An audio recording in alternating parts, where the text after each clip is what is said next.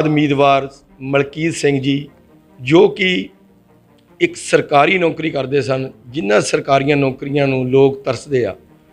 ਉਹਨਾਂ ਬਹੁਤ ਹੀ ਵੱਡਾ ਪਹਿਲਾਂ ਹੀ ਸਮਾਜ ਦੇ ਲਈ ਇੱਕ ਕੁਰਬਾਨੀ ਕੀਤੀ ਕਿ ਆਪਣੀ ਸਰਕਾਰੀ ਨੌਕਰੀ ਉਹਨਾਂ ਨੇ ਛੱਡੀ। ਅੱਜ ਹਲਕਾ ਵਿਧਾਨ ਸਭਾ ਤੋਂ ਉਹਨਾਂ ਨੇ ਆਜ਼ਾਦ ਉਮੀਦਵਾਰ ਦੇ ਕਾਗਜ਼ ਨਾਮਜ਼ਦ ਕੀਤੇ ਹਨ। ਆਓ ਉਹਨਾਂ ਨਾਲ ਗੱਲਬਾਤ ਕਰਾਉਂਦੇ ਹਾਂ। ਹਾਂਜੀ ਮਲਕੀਤ ਸਿੰਘ ਜੀ, ਟਾਈਮ ਨਿਊਜ਼ 24 ਤੇ ਤੁਹਾਡਾ ਬਹੁਤ ਬਹੁਤ ਸਵਾਗਤ ਕਰਦੇ ਹਾਂ ਜੀ। ਪਹਿਲਾਂ ਸਾਰਿਆਂ ਦਾ ਤੁਹਾਡਾ ਬਹੁਤ ਧੰਨਵਾਦ ਜਿਹੜਾ ਤੁਸੀਂ ਮੈਨੂੰ ਇੰਨਾ ਮਾਣ ਬਖਸ਼ਿਆ ਤੇ ਮੇਰੀ ਇੰਟਰਵਿਊ ਲੈਣ ਆਏ। ਟਾਈਮ ਨਿਊਜ਼ ਦਾ ਮੈਂ 24 ਦਾ ਬਹੁਤ ਧੰਨਵਾਦ ਕਰਦਾ। ਜਿਸ ਤਰ੍ਹਾਂ ਮਲਕੀਤ ਸਿੰਘ ਜੀ ਤੁਸੀਂ ਸਰਕਾਰੀ ਨੌਕਰੀ ਕਰਦੇ ਸੀ, ਉਹਨਾਂ ਸਰਕਾਰੀਆਂ ਨੌਕਰੀਆਂ ਨੂੰ ਲੋਕ ਤਰਸਦੇ ਆ। ਕਿਸ ਤਰ੍ਹਾਂ ਤੁਹਾਡੇ ਦਿਮਾਗ ਦੇ ਵਿੱਚ ਆ ਫੁਰਨਾ ਆਇਆ ਸਮਾਜ ਦੀ ਸੇਵਾ ਕਰਨ ਦੇ ਲਈ? ਦੇਖੋ ਜੀ, ਲੋਕਾਂ ਦੇ ਜੋ ਹਾਲਾਤ ਆ ਉਹ ਬਹੁਤ ਮਾੜੇ ਆ ਅਤੇ ਮੈਂ ਬੜਾ ਕੁਛ ਪਹਿਲਾਂ ਦੇਖਿਆ ਵਾ ਮਹਿਕਮੇ ਵਿੱਚ ਰਹਿ ਕੇ ਵੀ ਲੋਕ ਜਦੋਂ ਗਰੀਬ ਵਿਚਾਰੇ ਕੋਈ ਆਉਂਦੇ ਸੀ ਦਫ਼ਤਰਾਂ ਵਿੱਚ ਅਤੇ ਉਹਨਾਂ ਦੇ ਹਾਲਾਤ ਮਾੜੇ ਸੀ ਬਹੁਤ ਜ਼ਿਆਦਾ। ਅਤੇ ਮੈਂ ਤਾਂ ਇਹ ਗੱਲ ਜਿਹੜੀ ਹੈ, ਮੈਂ ਜਦੋਂ 11/7/95 ਨੂੰ ਜੋਬ 'ਚ ਆਇਆ, ਮੈਂ ਉਦੋਂ ਹੀ ਮਨ 'ਚ ਇੱਕ ਮੇਰੇ ਨੌਕਰੀ ਤਾਂ ਮੈਂ ਚਲੋ ਕਰਦਾ ਹੀ ਸਾਂ, ਅਤੇ ਜਦੋਂ 97 ਦੀ ਇਲੈਕਸ਼ਨ ਆਈ ਅਤੇ ਮੇਰੇ ਮਨ ਵਿੱਚ ਇੱਕ ਆਇਆ ਵੀ ਇਹ ਇਲੈਕਸ਼ਨ ਜੇ ਇੱਦਾਂ ਹੁੰਦੀ ਆ ਅਤੇ 2022 ਦੀ ਜਿਹੜੀ ਆਉਣ ਵਾਲੀ MLA ਦੀ ਇਲੈਕਸ਼ਨ ਹੋਊਗੀ ਉਹ ਮਲਕੀਤ ਸਿੰਘ ਲੜੂਗਾ। ਮੈਂ ਉਸ ਵੇਲੇ ਹੀ ਐਲਾਨ ਕਰਤਾ ਸੀ। ਇਸ ਕਰਕੇ ਜਿੰਨੀ ਵੀ ਸੰਗਤ ਹੈ ਇਸ ਵੇਲੇ ਮੇਰੇ ਨਾਲ, ਜਿਨ੍ਹਾਂ ਦਾ ਪ੍ਰੇਮ ਸੀ, ਪਿਆਰ ਸੀ, ਕੋਈ ਪ੍ਰਮਾਤਮਾ ਦੀ ਕਿਰਪਾ ਨਾਲ ਸਾਰੇ ਮੈਨੂੰ ਜਿਹੜਾ ਨਾ ਉਹ ਜਦੋਂ ਕੋਈ ਗੱਲ ਕਰਦਾ ਵਾ ਉਹ ਕਹਿ ਦਿੰਦੇ ਜੀ ਅੱਛਾ ਜੀ ਉਹ ਮਲਕੀਤ, ਉਹ ਅੱਛਾ ਉਹ MLA। ਅਸਲ ਵਿੱਚ ਮੈਨੂੰ ਉਦੋਂ ਦਾ ਹੀ ਸਾਰੇ ਲੋਕਾਂ ਨੇ ਇੰਨਾ ਮਾਣ ਸਤਿਕਾਰ ਦਿੱਤਾ ਕਿ ਅਗਰ ਮੈਂ ਅਜੇ ਪਿਛਲੀਆਂ 17 ਤੋਂ 22 ਤੱਕ MLA ਤਾਂ ਨਹੀਂ ਹਾਂ, ਪਰ ਮੈਨੂੰ ਜਿੰਨਾ ਵੀ ਇਹਨਾਂ ਨੇ ਮਾਣ ਸਤਿਕਾਰ ਦਿੱਤਾ ਉਹਨਾਂ ਨੇ ਇਹੋ ਹੀ ਕਿਹਾ ਵਾ ਕਿ ਮਲਕੀਤ ਸਿੰਘ ਅੱਛਾ ਉਹ MLA ਸਾਹਿਬ ਸਾਰੀ ਦਿਹਾੜੀ ਕਰਦੇ ਰਹਿੰਦੇ ਸੀ। ਅਤੇ ਮੈਂ ਇਹਨਾਂ ਨੂੰ ਦੱਸਿਆ ਸੀ ਵੀ ਮੈਂ ਮਤਲਬ ਆਪਣੀ ਹੈਗੀ ਆ ਮਤਲਬ ਜੋਬ ਛੱਡ ਦੇਣੀ ਹੈ। ਅਤੇ ਜਦੋਂ 28 ਜੁਲਾਈ ਨੂੰ ਮੈਂ ਲਿਖ ਕੇ ਦੇ ਦਿੱਤਾ ਆਪਣਾ ਕਿ ਮੈਂ ਆਪਣੀ ਸਵੈ ਇੱਛਤ ਰਿਟਾਇਰਮੈਂਟ ਲੈਣਾ ਚਾਹੁੰਦਾ ਵਾਂ, ਅਤੇ ਉਹ ਮੈਂ ਆਪਣੀ ਨੋਟਿਸ ਦਿੱਤਾ ਸਰਕਾਰ ਨੂੰ, ਜਾਂ 3 ਮਹੀਨੇ ਦੀ ਤਨਖਾਹ ਜਮ੍ਹਾਂ ਕਰਾਉਣੀ ਸੀ ਜਾਂ ਨੋਟਿਸ ਦਿੱਤਾ। ਮੈਂ ਨੋਟਿਸ ਦੇ ਕੇ ਅਤੇ ਮੇਰਾ ਨੋਟਿਸ ਜਿਹੜੀ ਦੀ ਪ੍ਰਵਾਨਗੀ ਹੋ ਗਈ ਅਤੇ ਮੇਰੀ ਜਿਹੜੀ ਆ ਉਹ ਉਹਨਾਂ ਨੇ ਸਵੈ ਇੱਛਤ ਮੇਰੀ ਜਿਹੜੀ ਹੈਗੀ ਸੀ ਮਤਲਬ ਰਿਟਾਇਰਮੈਂਟ ਉਹਨੂੰ ਉਹਨਾਂ ਨੇ ਪ੍ਰਵਾਨ ਕਰ ਦਿੱਤਾ ਅਤੇ ਮੈਂ ਰਿਟਾਇਰ ਹੋ ਗਿਆ। ਅਤੇ ਹੁਣ ਮੇਰਾ ਇਹ ਜਿਹੜਾ ਹੈਗਾ ਸੀ ਵੀ ਮੈਂ 2022 'ਚ ਬਤੌਰ MLA ਦੇ ਤੌਰ 'ਤੇ ਕਾਗਜ਼ ਦਾਖਲ ਕਰਨੇ ਅਤੇ ਉਹ ਮੈਂ ਅੱਜ ਕਰ ਆਇਆ ਵਾਂ। ਜਿਸ ਤਰ੍ਹਾਂ ਤੁਸੀਂ ਦੱਸਿਆ ਕਿ ਸਮਾਜ ਵਿੱਚ ਤੁਹਾਡਾ ਬਹੁਤ ਮਾਣ ਸਤਿਕਾਰ ਆ ਔਰ ਹਰ ਮਹਿਕਮੇ ਵਿੱਚ ਤੁਹਾਡੀ ਰਿਸਪੈਕਟ ਆ ਔਰ ਤੁਹਾਨੂੰ ਪਹਿਲਾਂ ਤੋਂ ਹੀ ਲੋਕ MLA ਕਹਿ ਕੇ ਪੁਕਾਰਦੇ ਆ, ਕਿਤੇ ਤੁਸੀਂ ਜਜ਼ਬਾਤੀ ਹੋ ਕੇ ਇਹਦਾ ਫੈਸਲਾ ਤਾਂ ਨਹੀਂ ਲਿਆ? ਦੇਖੋ ਜੀ, ਇਹਦੇ 'ਚ ਜਜ਼ਬਾਤੀ ਹੋਣ ਵਾਲੀ ਕੋਈ ਗੱਲ ਨਹੀਂ ਹੈਗੀ। ਜਜ਼ਬਾਤੀ ਦਾ ਤਾਂ ਤਦ ਹੁੰਦਾ ਨਾ ਵੀ ਜਾਂ ਤਾਂ ਮੈਂ ਕੋਈ ਬਹੁਤ ਵੱਖਰਾ ਕੁਝ ਕੀਤਾ ਵਾ। ਜੇ ਅੱਜ ਦੀ ਤਰੀਕ ਵਿੱਚ ਮੈਂ ਜੇ ਜੋਬ ਛੱਡੀ ਆ ਅਤੇ ਮੇਰੀ ਪੈਨਸ਼ਨ ਵੀ ਲੱਗ ਗਈ ਹੈ।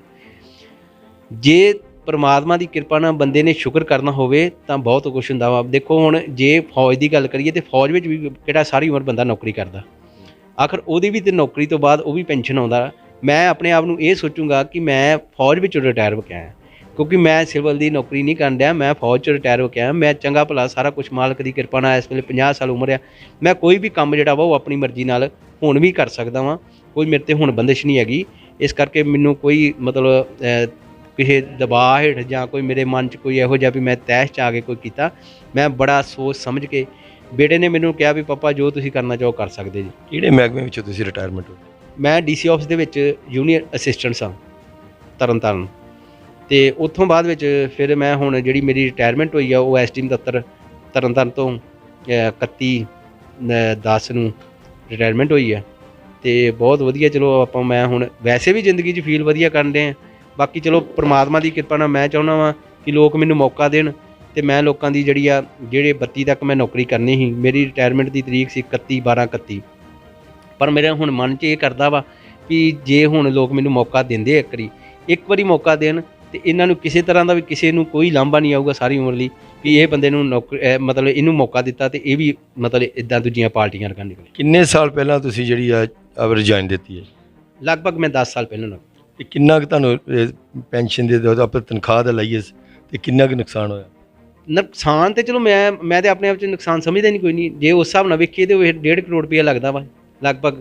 ਜੇ ਉਦੋਂ ਤੱਕ ਆਪਾਂ ਸਾਰਾ ਲਾਈਏ ਤਾਂ 1.5 ਕਰੋੜ ਰੁਪਈਏ ਦੀ ਹੋਊਗਾ।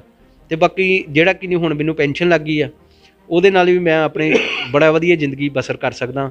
ਮੇਰਾ ਸਾਰਾ ਕੁਛ ਆਪਣਾ ਟਾਈਮ ਆ, ਆਪਣਾ ਸਾਰਾ ਕੁਛ ਆ। ਮੈਂ ਜਦੋਂ ਮਰਜ਼ੀ ਜਿੱਥੇ ਜਾਣਾ ਚਾਹਾਂ ਜਾ ਸਕਦਾ, ਜਿੱਥੇ ਮਰਜ਼ੀ ਆਉਣਾ ਚਾਹਾਂ ਆ ਸਕਦਾ। ਮੇਰੇ 'ਤੇ ਕੋਈ ਬੰਦਿਸ਼ ਨਹੀਂ। ਮੈਂ ਆਪਣੀ ਲਾਈਫ ਬੜੇ ਮਜ਼ੇ ਨਾਲ ਘਟ ਸਕਦਾ। ਤੁਸੀਂ ਪਹਿਲਾਂ ਬਹੁਤ ਵੱਡੀ ਕੁਰਬਾਨੀ ਕਰ ਚੁੱਕੇ ਹੋ ਤੇ ਹੁਣ ਸਮਾਜ ਨੂੰ, ਹਲਕਾ ਨਿਵਾਸੀਆਂ ਨੂੰ ਕੀ ਕਹਿਣਾ ਚਾਹੁੰਦੇ?